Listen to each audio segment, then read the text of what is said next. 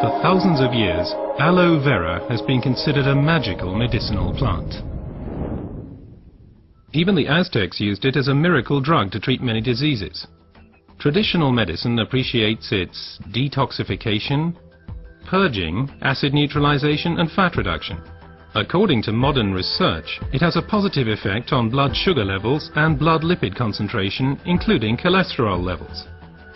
But aloe vera is not always aloe vera. Real aloe vera, the Aloe barbadensis, is a desert lily and is cultivated in arid regions, primarily in Central and South America. The effects of aloe vera are strongly dependent upon how it is processed, and the differences already begin with how it is harvested. In order to avoid damaging the plant, the leaves should ideally be cut by hand.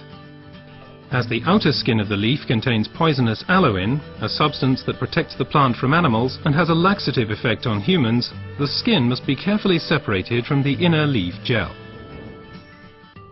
This leaf gel is the most valuable part of the aloe vera plant. The gel has been proven to contain over 150 vital substances, such as vitamins, enzymes, polysaccharides and trace elements. It's this unique combination of ingredients and the way in which they interact with each other that results in the healing effect. One of the most important plant substances is asciminnan, which has a positive effect on the immune system and can also reduce inflammations and free radicals. The result, the oxygen supply improves. Let's take a closer look at this fact. Blood is supplied with oxygen in the lungs and then transports it via the blood vessels into the cells. The large blood vessels branch out, becoming smaller and smaller, until they turn into tiny capillaries. Capillaries, by the way, are the smallest blood vessels. This is where the oxygen passes over from the blood vessels into the cells.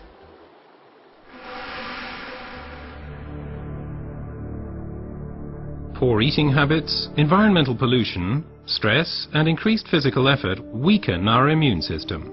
Free radicals have an easier time of things and can cause microinflammations throughout the body. These inflammations can damage blood vessels and result in a thickening of the fine capillary walls. This swelling constricts the flow of blood, slowing down the blood cells on their way through the capillaries, which, as a result, impedes the oxygen supply. And it's here that the aloe vera acts. It reduces the swelling on the capillary walls. The blood cells can flow faster again, and the oxygen supply is improved. Furthermore, toxins and impurities are removed more quickly. The latest studies have revealed that other natural substances can improve the effects of aloe vera even further. These substances primarily include silicon, but they also include evening primrose and alkaline minerals. But first let's look at silicon a bit more closely. For our bodies, silicon is life essential and a structure-building element. We already know it as quartz sand, as it occurs in stones and cement. In the body, silicon is there to stabilize our human tissue. As a supportive element, it strengthens bones, hair, nails, connective tissues, and also the walls of our capillaries. As we grow older, the capillary walls have a tendency to lose their form and resilience. They can literally collapse, interrupting the blood flow. At the worst, this can lead to a stroke or a heart attack. Silicon strengthens and supports the capillary walls, thereby keeping the bloodstream open. As a result, the erythrocytes can now supply the cells with oxygen more efficiently. Silicon in its original form as quartz sand cannot be absorbed at all by the human body. Alternatives can, however, be found in nature. An ideal plant-based source is the stinging nettle. It is rich in natural silicon, which can be better absorbed by humans. Optimum oxygen supply is not only dependent on the capillaries, but also on the condition of the blood itself. Only when blood is liquid enough can it pass through the narrow capillaries. For improving flow properties of blood, we have evening primrose with its polyunsaturated fatty acids and basic alkaline minerals. Polyunsaturated fatty acids make the blood thinner. They prevent the conglutination or sticking together of blood cells and thereby stop clotting of the blood.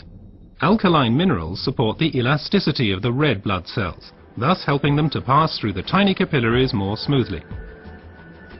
Both help to increase the blood's rate of flow and thus contribute to maintaining an optimum oxygen supply. So let's review the main points again.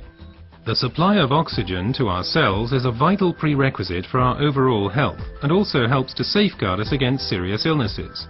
Aloe vera, with its decongestant effect, improves the oxygen supply.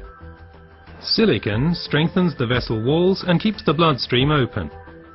Reinforcement comes from evening primrose and basic alkaline minerals. What traditional medicine has known for a long time has now also been confirmed by modern research.